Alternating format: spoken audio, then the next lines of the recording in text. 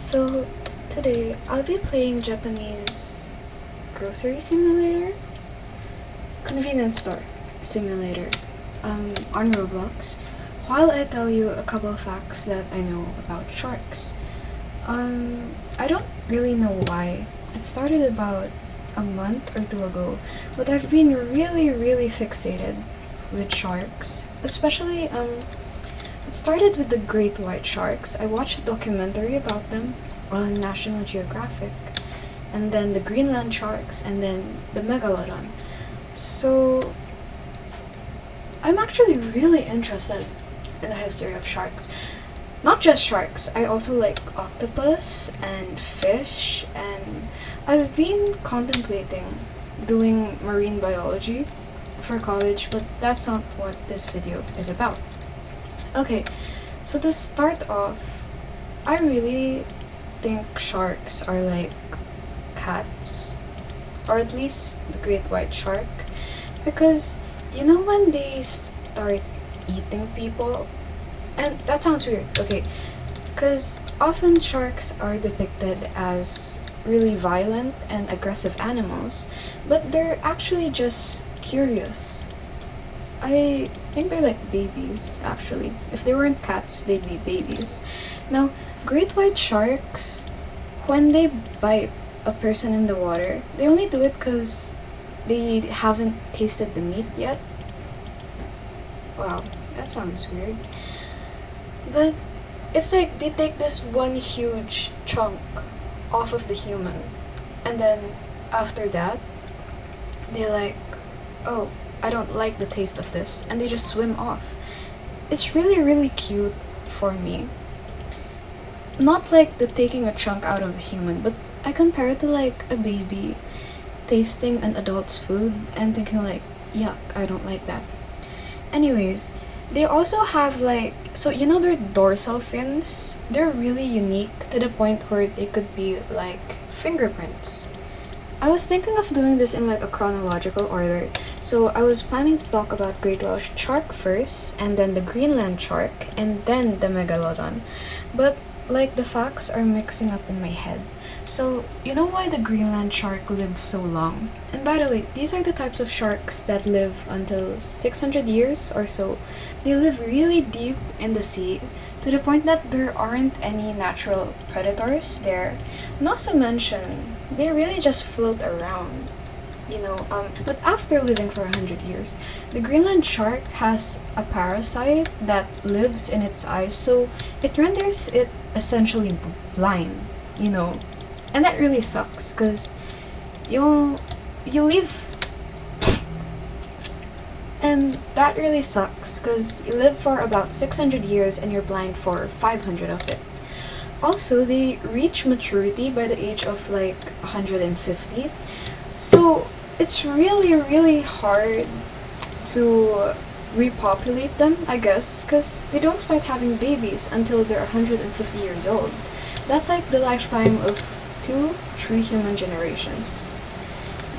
Was it the shark? No! Oh my gosh, so I was about to say that they were hunting Greenland sharks to the point of extinction because of the oil in their bodies, and that was because people didn't find oil sites, but that was actually the whale.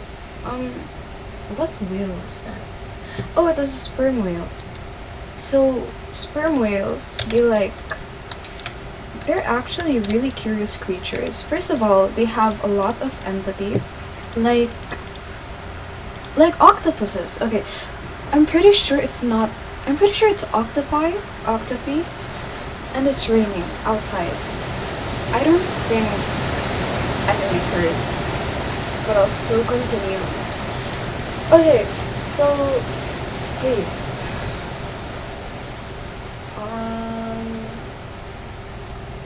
I feel like I should go back to the Greenland sharks. No, the great white sharks first. Okay, one last fact about the great white shark before I go back to the Greenland shark.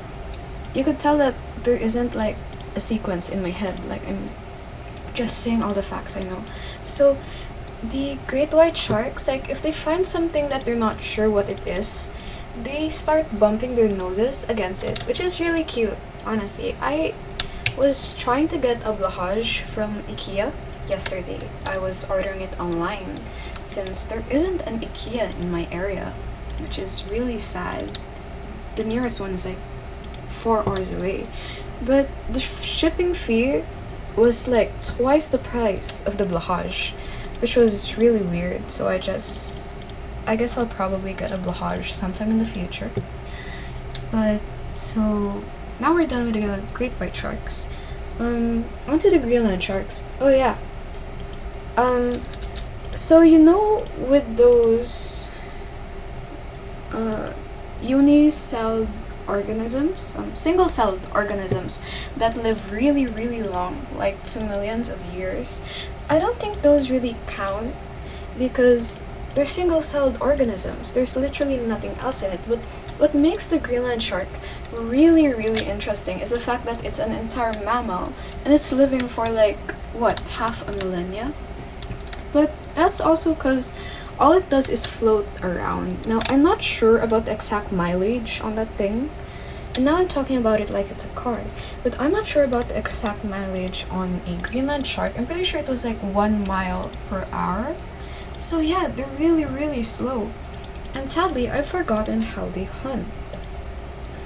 How do they hunt? I'm not sure. But they're essentially just dead carcasses. What was the next thing I was gonna say? Oh, octopi. I really don't know how to pronounce that, if it's octopi or octopi, but I'll just say octopi for now. I'll probably search it after I play.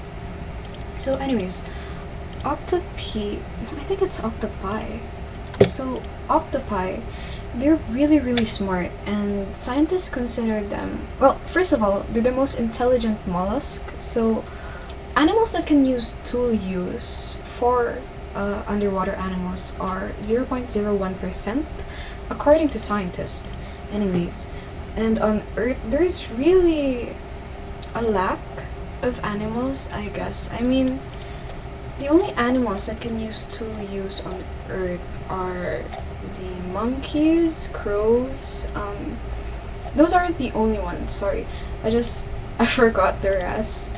So there's that. And what else? Yeah, I've totally forgotten the rest. So octopi, they're really unique because they're the only mollusk that can do that. And I know I've said that once already, but I'm not going by a script, so everything's like replaying in my head. Oh, sorry, the line's getting long. So yeah, tool use is basically when an animal uses something for shelter or as like, you know how the ancient humans did it? Like tools, basically. And octopus can, I'm just gonna call it octopus starting now. They have this thing, I actually forgot what it's called, like future planning, I think. And it's really interesting because they use their tool use to plan for, obviously, the future.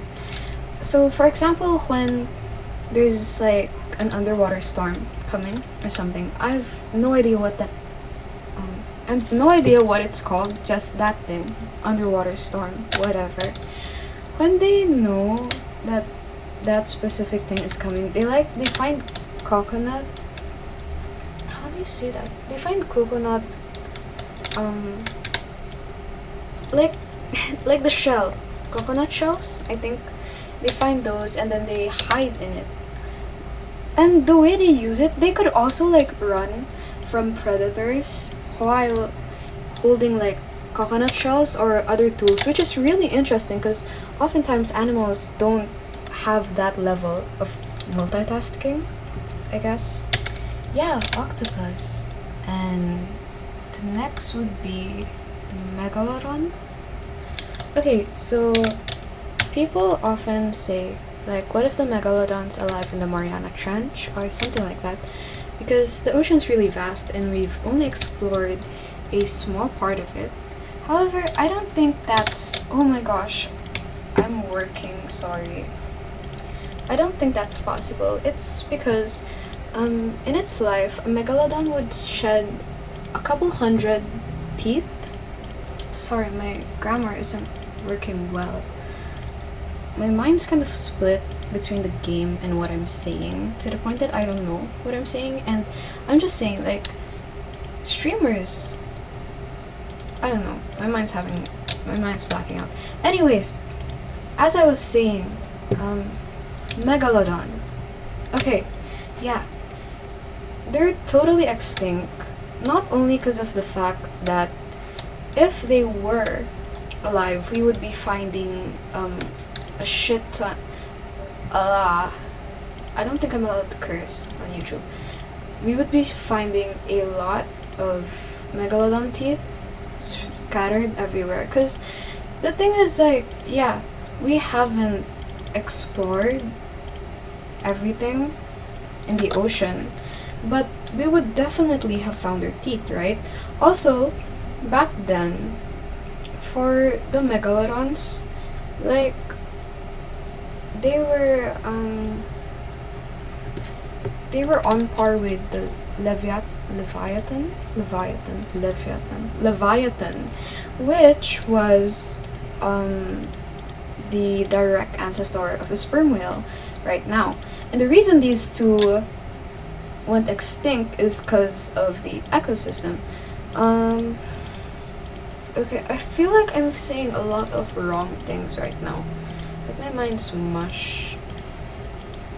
Oh, so basically, they got extinct because, like, everything was shrinking and the earth was getting colder, which meant that the animals wouldn't, like, grow to such a large size. And of course, for an animal that large, you will have to have a lot of food to sustain it, right?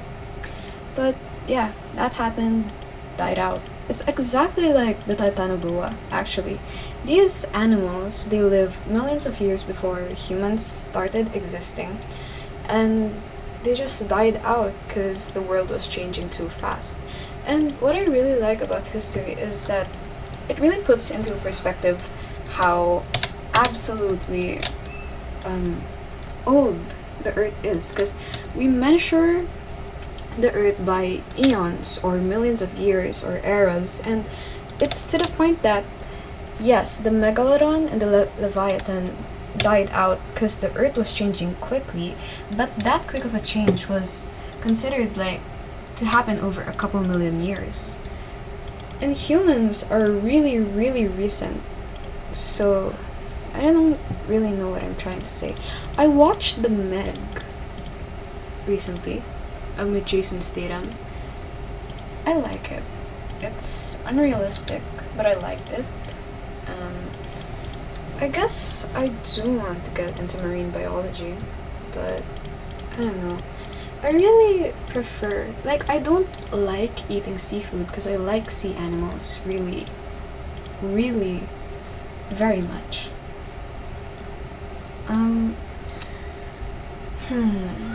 What else?